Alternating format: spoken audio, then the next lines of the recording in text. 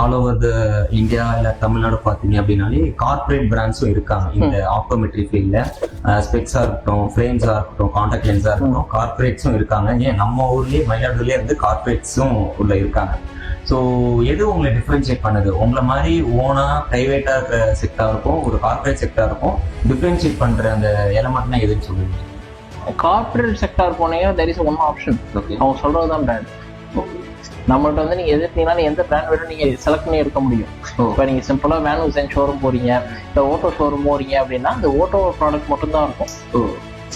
Van Hussain போனீங்கன்னா van ஹுசைனோட product மட்டும் தான் இருக்கும். இதுவே நீங்க சீமாட்டிக்கு போய் பாருங்க, எல்லா பிராண்டும் அவைலபிலிட்டி இருக்கும். Okay, that's a variation. அண்ணாச்சி கடை என்னைக்குமே பெட்டர் தான். ஓகே, கம்பேர் டு கார்பரேட் கடை. Okay, okay. அதனால நான் அண்ணாச்சின்னு சொல்ல வரல. சில என்னன்னா நீங்க பிராண்டட் அப்படின்னு ஸ்பெசிஃபிக்காக ஒரு ஷோரூம்குள்ள போறீங்கன்னா, மல்டி பிராண்ட்ல போறீங்கன்னா there is option. Single branded showroom போறீங்கன்னா தட்ஸ் ஒன்லி ஆப்ஷன்.